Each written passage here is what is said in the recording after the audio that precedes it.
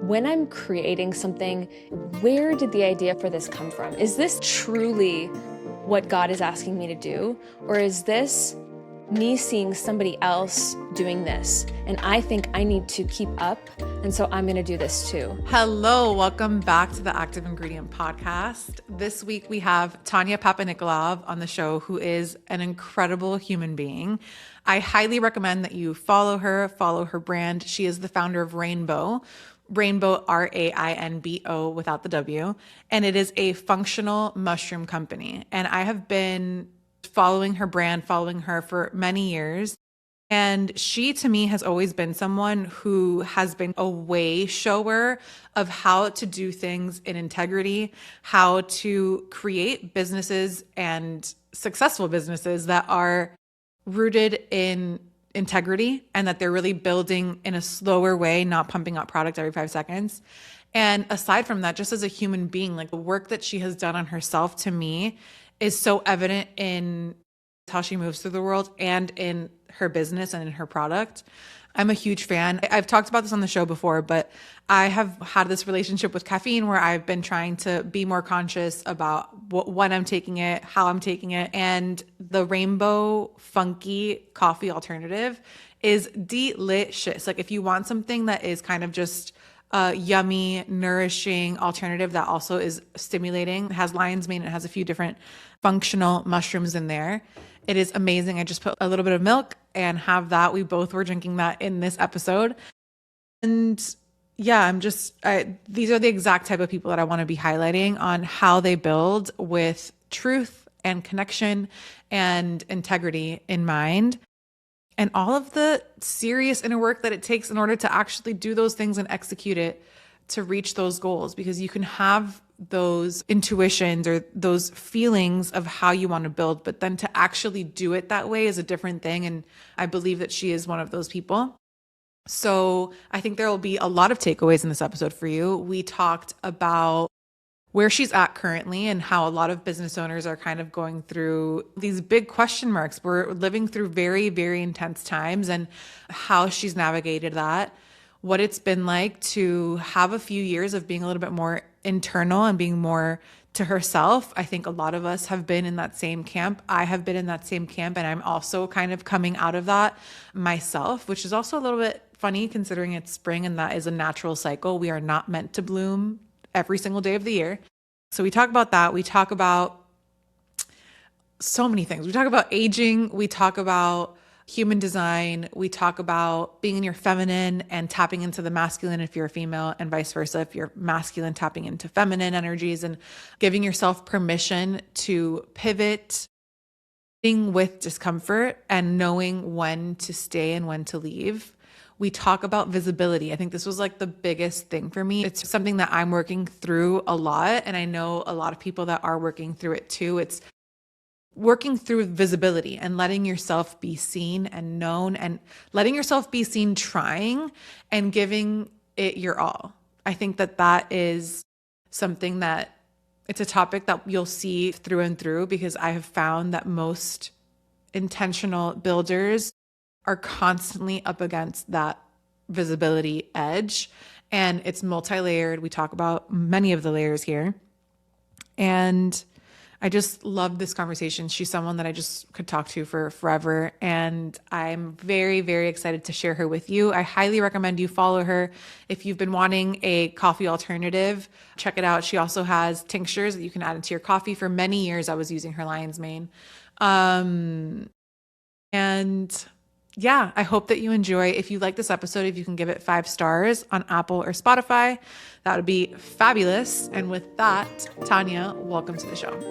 Hi. Hi. Cheers. I love Funky. this. A funky cheers. Wait, Funky. this shouldn't be the first time this is happening on a podcast, but it is. Is it actually? How's Right. it going? It's going really good. All things considered, it's a wild time to be alive. It's a wild time to have a business. It feels like there's just so much changing. Yeah. So, and it's Yeah. like, it's for everybody.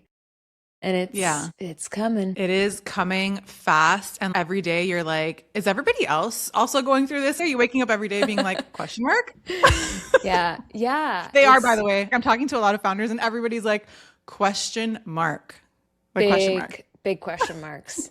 I mean, I think it's really refreshing to hear that because the whole world is just changing. And I talk to my friends that work in tech and the level of layoffs that are happening. And the thing is that it's just weird. It's just weird. And the way that Bizarre. like I'm having conversations with people and I'm like, are you trying to scare me? Just Like what? the level of AI Hmm. doom of like, this is what everybody's doing now. And I'm like, but who decided that? Like what, for example? What is everybody doing? Okay, so in in the CPG space, like everybody's gonna be moving towards AI content. And I'm like, okay, that's not who I'm gonna be buying from. Like, No, no, no, no, no. Listen, the reason that I even have you on this podcast, I mean, obviously you do you, but like I feel like I can feel into how you build. And I'm like, the ones that I think are going to be, I mean, we're just going to crave humanity more than anything because of AI. So I'm like, the ones who can remain as human as possible, I think those are the ones that are going to win. It's not to not use or leverage AI, of course, but it's having a deep, deep relationship to yourself and knowing where it is that your humanity shines through and protect that at all costs. Build everything that you can to protect that. exactly. And like I think for like the with the workflows, the efficiencies, like yes. Yeah. Don't you feel yourself gravitating towards, I gravitate towards brands like Rainbow for that exact reason. There's going to be like a starvation for that level of resonance in all things. Yeah. So, Yeah. do you feel yourself gravitating towards whatever brand or space that feels like that to you?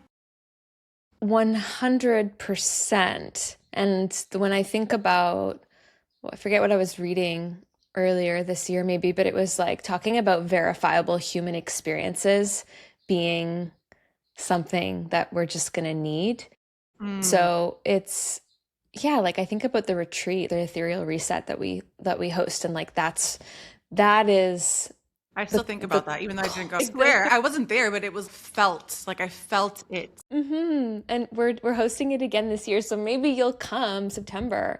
But When? like Where? Same place? Greece, yeah, yeah, I could it's gonna see be. it. So I guess it's like yeah, I do I really I see it happening all over the like all over the place in terms of just more experiential, tactical ways that brands are wanting to like get to know their communities, their audiences, their customers. Yeah. And I see that in just what I'm craving. Who are you gravitating towards right now? In what Like, are there any sense? Like like brands? brands or like it's something that I was planning on asking you at the end of it, but it feels just natural here. Like, where are you gravitating towards? Like, I can count on my two hands the brands that I'm like, yes, thank you, thank you. It's honestly like I feel like I'm so in it with my brand that I don't even know who I would choose. I'm like, who have I bought from recently? Who are You can yours? tell me after. Yeah, let me I mean, think. so for me, it's Rainbow, obviously. Um, Love that. there's this probiotic brand I had her on the podcast called Good Bacteria. Okay, I've tried her stuff. It's amazing. It's amazing. And it's just like the resonance that I feel with that product in my hand. That's what I'm talking about. Like it's the Yeah, same what I feel with Rainbow, totally. I feel with Good Bacteria. I feel that with Roz. I don't know the founder. I've never talked to her. Roz, the hair care brand. Cess, thank you for saying that. Yeah. I am I've never bought a hair care company. Like I've never like bought the whole line and used it. You're like an ideal person for them. Like your Yeah, hair is gorgeous. I'm obsessed. I like and I've never even I buy like my shampoo and my conditioner from the health food store. It's like Yeah. desert essences. Like I've never I've never You're just like, whatever. I'm like whatever, truly. It's just like, it's resonance that we're feeling. Yeah, That brand has something. It's just a feeling. So I'll go out of my way for them. I literally have the salon style, the big one that was like $100. yeah. Wow, good And for I'm you. almost out of my conditioner and I will be repurchasing The it. scent. I mean, Um, yeah, the scent, but it's the scent, the feeling, and it's efficacious. Like you need all of those things in play and a leader who you can just feel, you can feel the essence of the company in the end product. Like you totally. just can. Or at least I can. I don't know. Yeah, yeah. Yeah, there's several. But I can send you a list. I had another founder. Do you know Cacao Lab, the No. cacao company?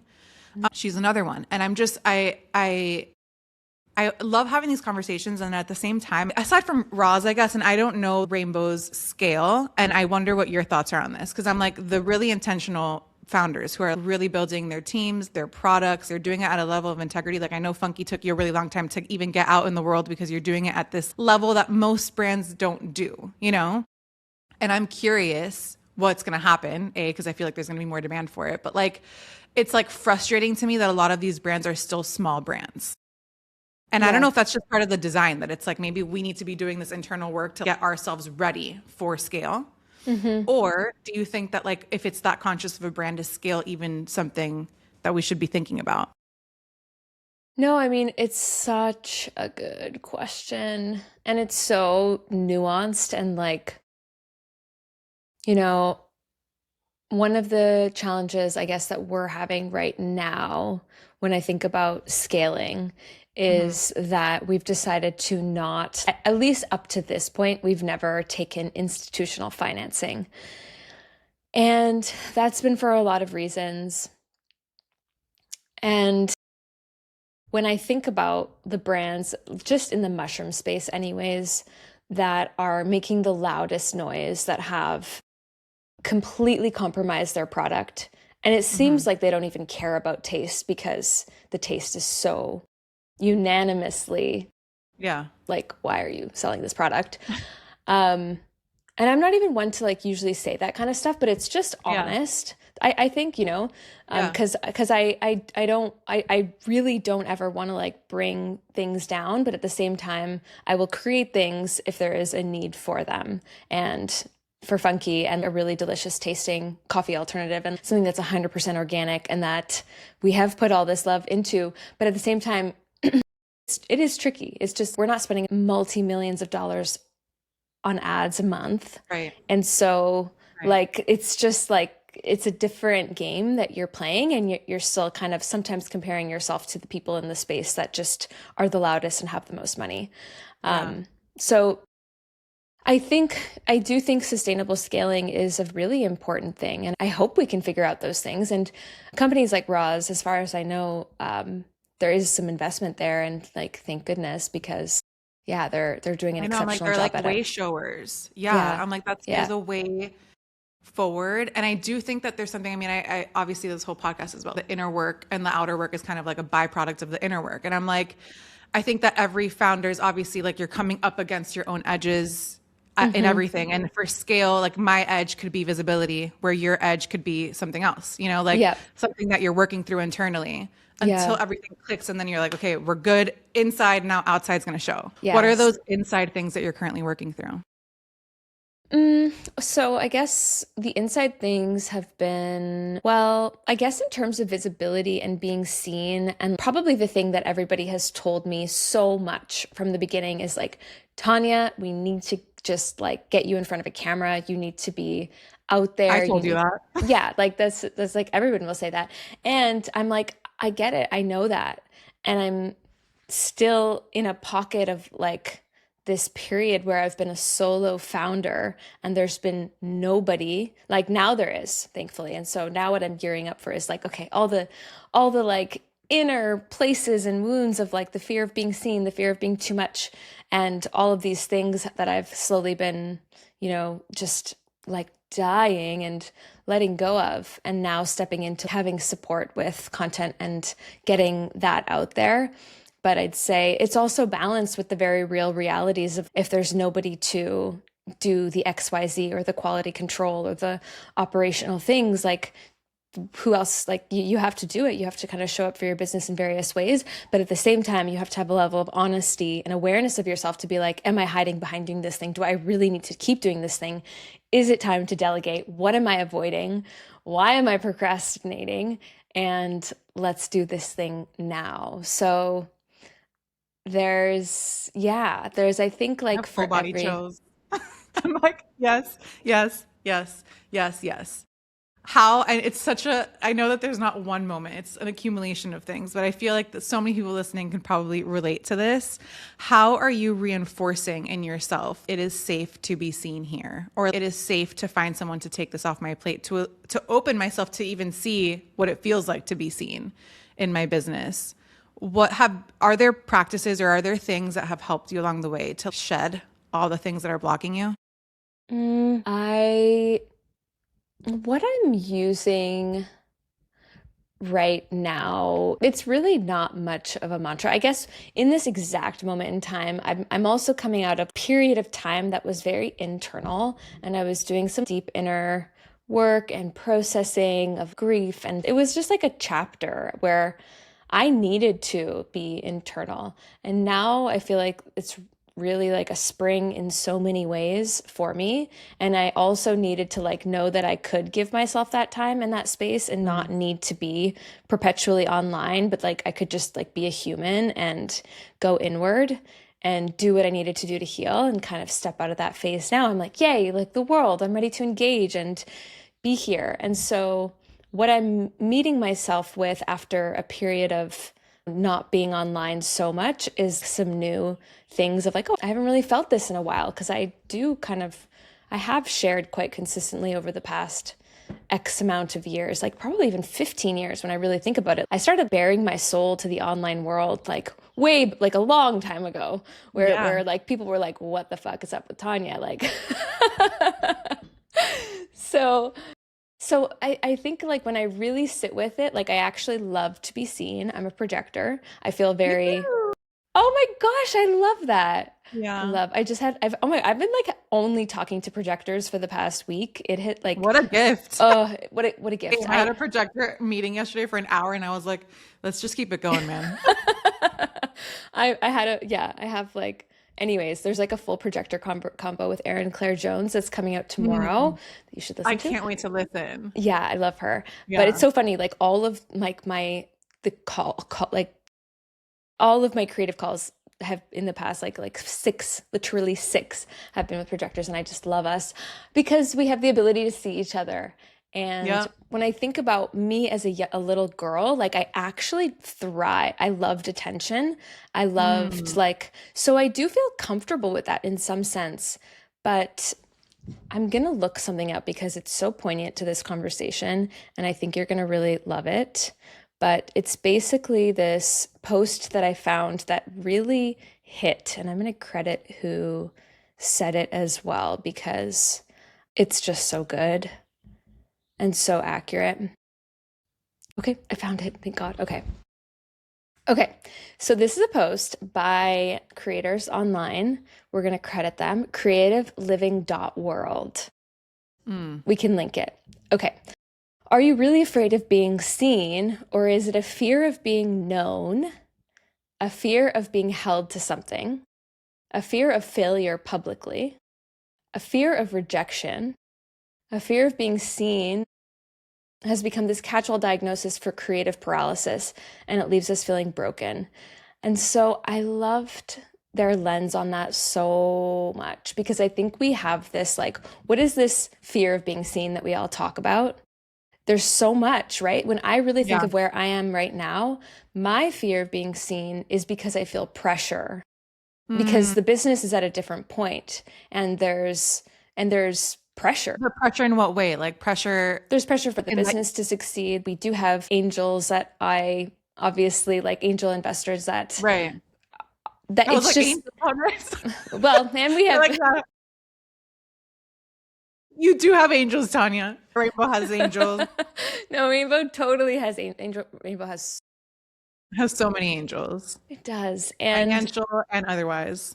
yeah, and so I guess it's just like there's just different stages of where you are at in this like place of like expression and creativity and um, getting your message out there and all of the things. And there's just like layers, you know? Yeah.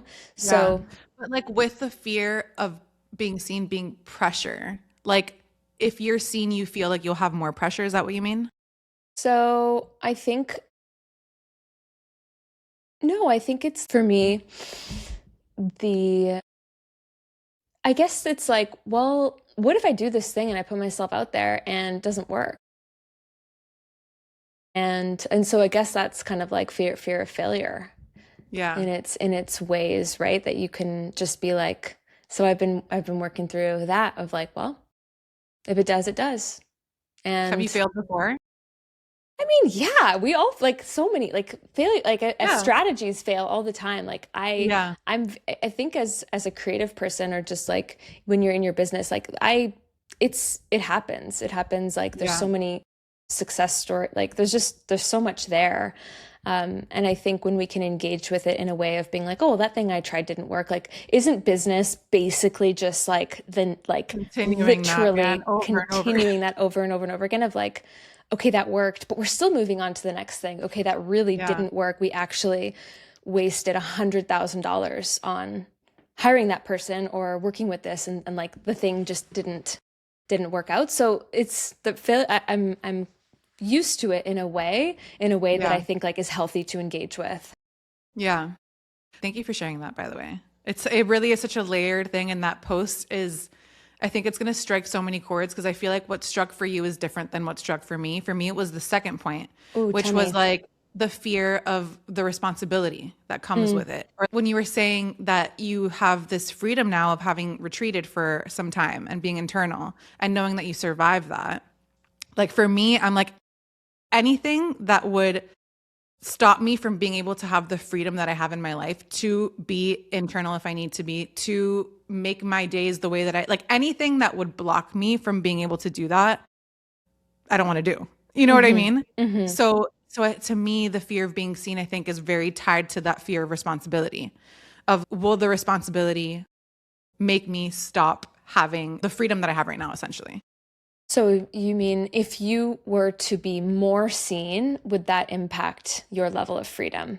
Yeah. And this is a scarcity thing, but it's like, I feel like if I'm more seen, that means more opportunity, more work, more time Mm, that will be blocked off in my life. That will, to me, my number one value is connection to self, to humans. mm-hmm, And mm-hmm. I'm like, if I am inundated, because I have been before, like Yeah, so overworked to yeah. the point of feeling so disconnected that I think that I am like overcorrecting on needing the freedom. I don't know Mm-hmm. if I'm making any sense to you right now, but it's like, It makes total sense. It makes total yeah. sense. And I think as we expand into new layers and chapters, we Mhm. never really know what is outside of our current comfort zone area.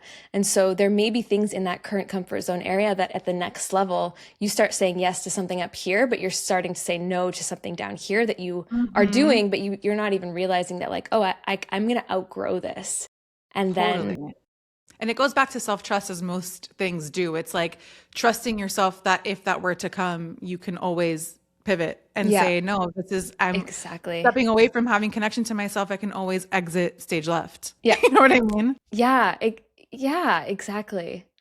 Yeah. Exactly. I think there's a lot of courage and bravery and like trust in the process that Yeah. all of this is leading us to. It's also like which one to focus on is one of the things that I feel like a lot of founders deal with too. And which one is the most pure and true is what I try to ask myself a lot. I'm like, which one, if no one was watching, or which one, Hmm. if, I think that helps actually help you execute those things. Even doing this podcast, like it's a huge time suck. You have a podcast, you know how much work goes into it. But I'm like, if no one was watching, if not one person listened, my soul wants to do this. It will be doing it for my last breath because Yeah. it brings me so much joy. It's Yeah. like, I think also that of like, which one are you, or which, even for Rainbow, which project makes sense for you to focus on at any given point? How do you do those inner Choose. checks and choose them? Hmm. I'm sure you have like a list this long in your notes file, as most of us do. Yeah. Well, it's such a another really great question because I think it's really easy also when you've spent lots of time in one thing, you also realize the finite nature of energy expenditure in a day. And I've learned from doing it in ways where I've been too spread thin and where Mm, you're an inch deep, a mile yeah. across the place and you're like not going deep anywhere. And so you just get Mm-hmm. spread too thin and you're like not doing anything really, really well. So I've been there. And I mean that from like just strategic perspectives of having too many sales channels and not being able to invest in anywhere really because we're in too many places and we need to actually strategize and focus. So I think we're in that phase now, just even as a team, of really getting clear on what resources we have and where those are going to be the most impactful. And so those questions have actually, in some ways, gotten easier and easier with just trial and error and being like, okay, this thing's working, this thing's not really working. But even to go back to the first part of your question, or the first part of your reflection, rather, which I really love because my therapist asked me this recently, which was just like a really expansive question that anybody can ask themselves of like, what truly, truly, truly lights your soul up? Like, if all of your days were comprised of weekends, or just what is your soul literally just do the most naturally every single day? And there's really interesting clues there about what your soul is here to do. And it can be in really like specific ways, or in things that you might not think, like, well, yeah. And I'll maybe pose that question to you first. Well, no, I want to know, think about for 4 years. That's literally what active ingredient is. It's that we all have this essence, this like truth of how we are. And a lot of hints are what we liked when we were little, but that it's the choice of activating it every single day in small ways and letting that grow.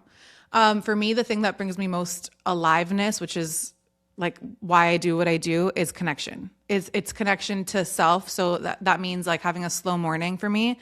That's a connection point. Connecting with humans. Like I know every single barista in my neighborhood, and I know, you know what I mean? Like anyone, like a manager at a place, like I am like, I need to, and it's like funny because my mom says when I was little, like pre-verbal, that like I'd be in my stroller and just like saying hi and connecting with everyone. That's literally how I am as a human. Like that's how I think I know so many people, is because I genuinely, that is me. Now, how does that apply to business? It's like you have to put structure around those things for sure. And I think that that's where, like, you know, in practice is something. I don't know if I'm answering your question. My aliveness comes from connection. Yeah, it's connection and truth. I love that. Those two things. And that is what you do, and that is who you are. And that's it's a gift, but I swear that doing this podcast helped me remember it, because I started the podcast without knowing. Projectors are supposed to have podcasts. I think so too. They're the best. Every single one of I don't know for a fact if Glennon Doyle is a projector, but I would bet my entire life that she is. I actually don't want to say that because, like, you know, my life, but I would like very much gamble on that she's a projector. But you're so right. And projectors have a hard time seeing themselves. So it literally took me doing the podcast for a very long time until I was asking the questions enough times that I was like, where do I come alive? Where do I come alive? Yes. Like asking everyone else, I'm like, girl, ask yourself, like, where do you come alive? And I'm like, I've been doing this literally the entire time without knowing it. So where do you come alive the most? Oh my gosh. Okay. I come alive in creative expression, like of all kinds. So for me, when I answered this question for her, I was also like, it's a really slow, it's practice, it's ritual, it's internalness mixed with connection, and like writing and creating beautiful things. So I think for me, when I strip everything away, it's like I just like I have like a compulsion towards creation. Like I have to. I have to. Whether that's spending literally like an unfortunate like 2 hours on a social media post that I give it all to, and I'm like, let it be, because let me tell you, I know exactly the post that you did yesterday or today, and I was like, yes. I was like, yes, yes, yes. And it's like, if that took you 2 hours, girl, those are the best 2 hours spent because it was felt on the receiving end. Okay, so you know. Well, that's really sweet to hear. But like, so I think it's really healthy for me to just do whatever I need to do without the outcome. Like that for me is very, very therapeutic. How do you work on that? Well, honestly, sometimes just like when I think about like honestly connection online and through Instagram has always come very naturally to me. I've really enjoyed it, like genuine enjoyed it. When people are like, fuck, I hate it. Like I'm doom scrolling. I'm like, no, just like start creating on it. Just start expressing yourself on it. Cause there's discomfort in it, but like that repetition just gets easier and easier with time. And because there's this, like even in my chart, I don't exactly know. I think it's like my Jupiter and Sun and Jupiter are together in Taurus or something. But like there is like the creative expression. And I think for women, and like why I love working with women and encouraging women around is creative expression, because I think there's so many distractions for us right now with all the needles that we are putting into our bodies and the ways that the obsessions that we have. And I get it. And I love to do my beauty things too. But it's like, are we just distracting ourselves from the most ineffable divine essence of a woman, which is her creative power? And like, you know, we can all Wow. sit with that. I don't know. No, 1,000% we need to all sit with that. I did not envision the conversation going here, but it's something that I have been wrestling with so much myself. I'm in Miami, and the distractions of that, like it really has been so, so, so loud. And I've been trying so hard not to go down the needle path on all Totally. needles, by the way, Totally. and on everything. And it's just like to get yourself back to doing the creative thing, to get yourself back to coming on the mic, to doing something of expression. It feels like these days it takes like literally all of you to block and then refocus onto the actual things, you know? 100%. We are It's so so hard. distracted. It's so hard. And it's like if it like it's also fine. Like it's fine. You do it, but I Yeah. think just like doing it with the level of awareness and making sure that if you're deciding to do that, like then also are you also creating? Are you distracting yourself from anything? I don't know. It's all open-ended questions, and it's not for judgment. Like nothing is ever an absolute definitive Hmm. no for me. It's Yeah. just noticing larger movements of Yeah. society, and like wasn't it 5 years ago that we were all like either one way or another way about injections? And like why is there so many injections? Well, can I tell you one thing? I'm like, I want to hear your take on this, and maybe I take it out of the episode, but I'm just actually curious because I have this one freaking line here. I'm going to remove that because I don't want people to focus on it. Yeah, yeah. And I I've never have been seen it. wanting to get Botox on this thing. Yeah.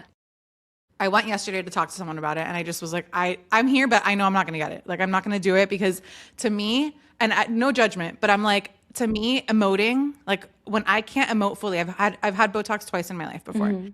When I can't emote entirely, I feel so trapped in my own self that I feel like it's like I need to like crawl out of my skin vibes. Interesting. And yeah, I don't know if you have any thoughts on that, but I'm just like with anything that suppresses your like your neural connection to any part of your body, anything that suppresses, I'm like, if that's suppressing my muscle connection, I don't want it. If it's suppressing my hunger, I don't want it. Like Hmm. it's like a suppression thing. Hmm.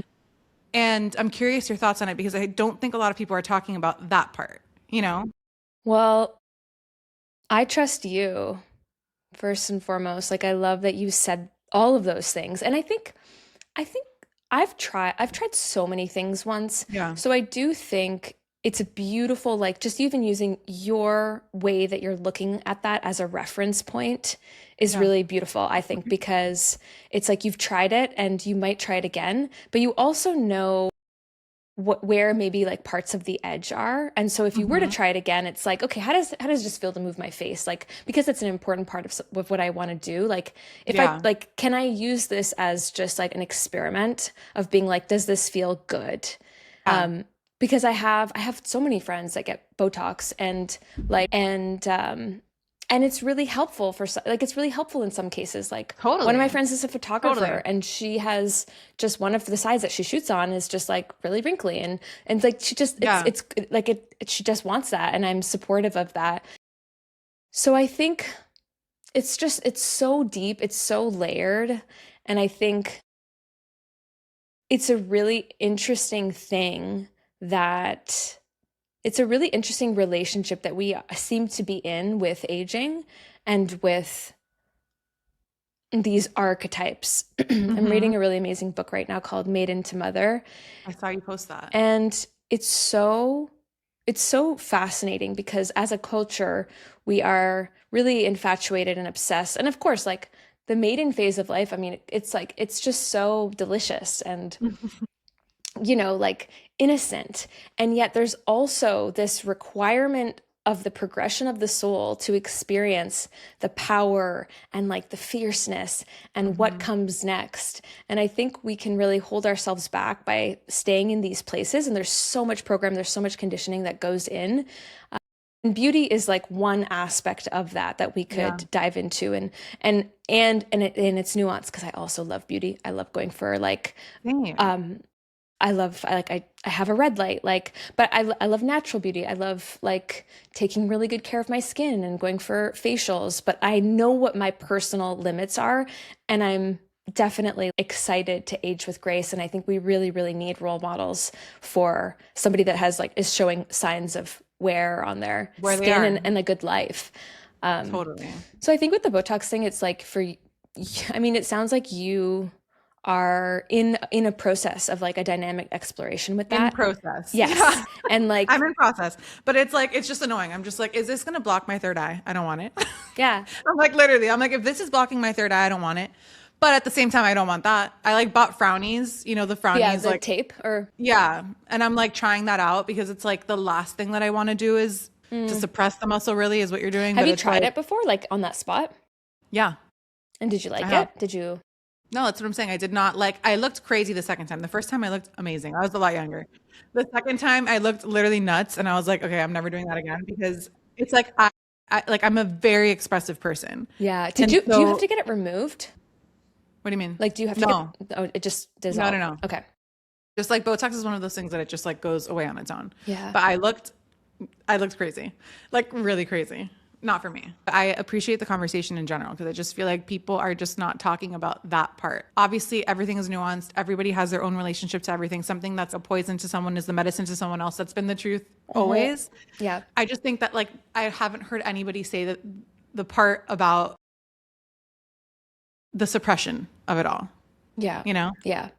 Anyway, so you said that your number one aliveness is creation. And it's a very feminine energy. To me, I was talking to my parents before doing this and I was like, I just love how she creates. I'm like, she's just like such a feminine energy. You really, really are so, to me, divine feminine vibes. How do you balance that with building a business needs both energies. You do need masculine energy. And I've heard you talk on podcasts before that you've been operating more in your masculine. Your husband's now helping you in the business. Like, how do you create some structure to let that freedom still be there for you?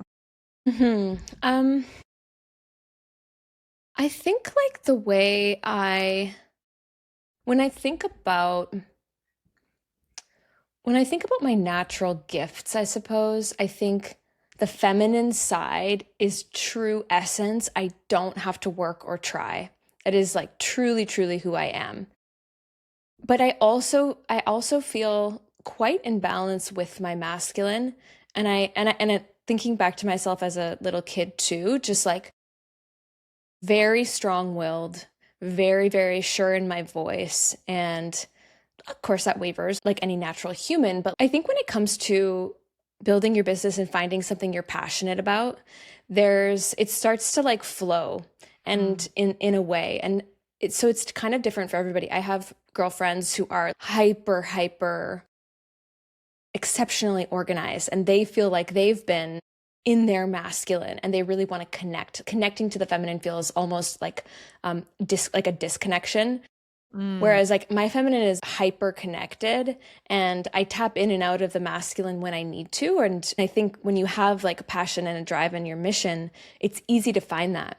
And so it's not like, when I think back to early days of Rainbow too, like I was definitely overworking myself, even as a projector. It was kind of like before I was really learning about it. Ultimately, there's so many phases and there's just phases for building, and you got to like show up and do what you got to do.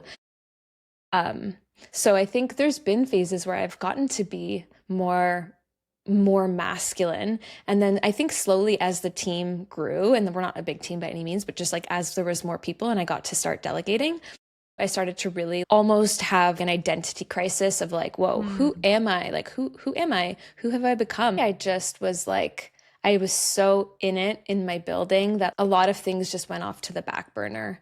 And so I was just like, whoa, I feel kind of disconnected from what I really want to do here and like what my gifts are and where my zone of aliveness, my zone of genius is.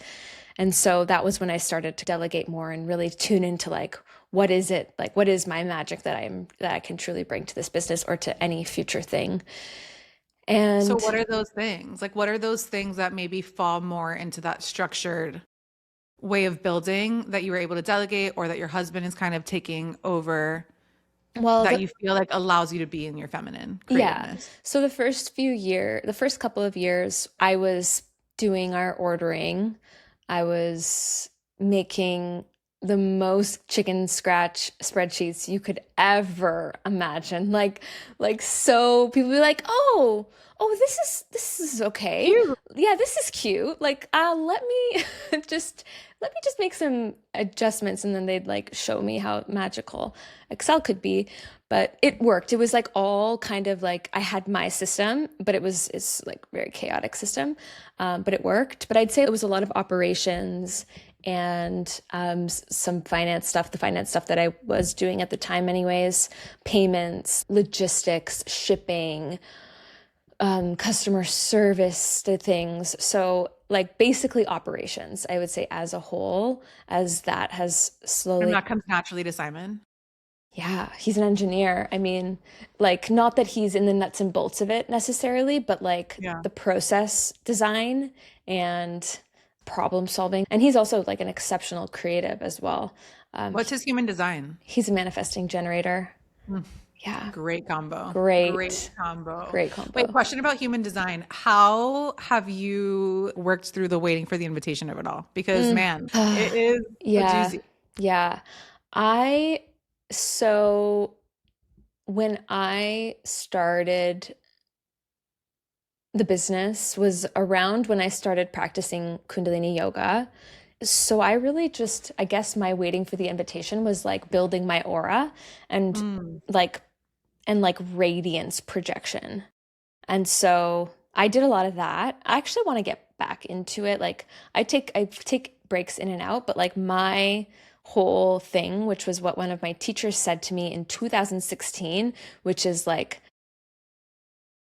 success is like you're a lighthouse and you just get to do your thing and people are coming. And I didn't even know about human design at this point, but I was like, "Oh my God, like you just said something that I've never heard. Like that is exactly what feels so true and alive to me, which is like it's just magnetism and it's just like find the thing that you're passionate about and like that will happen." Um Hmm. and so that was like then what I was doing. And but now there's been so many seasons, which is kind of cool because it's like I'm not like early days. We're going on 7 years in May next month. So it's, Wow. yeah, there's really been chapters and seasons of so many invitations and more quiet periods. And so I think How do you deal with the quiet periods?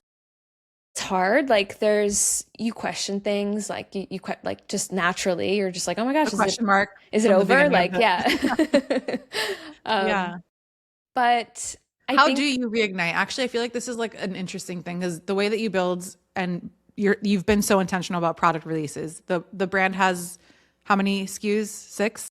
7, 8, yeah, Okay. 8. So 8 SKUs in 7 years is a very intentional way of building. How do you choose when to start something new? And how are you spacing this out so that you're actually building an integrity? I feel like people are just wanting to pump out new Mhm. products, new content, new everything to keep that feeling of invitations are coming, there's newness coming. How do you sit with the silence and keep reinventing yourself without putting out product every 5 seconds? What a good question.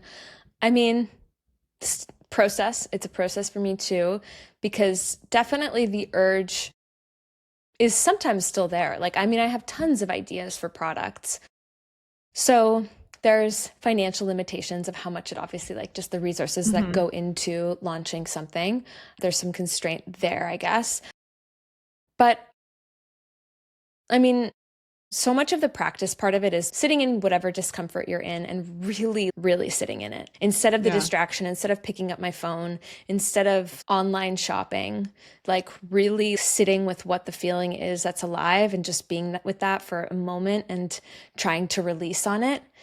What I did recently was I took like my first sabbatical, which I haven't really talked about yet. And I mean, Mm.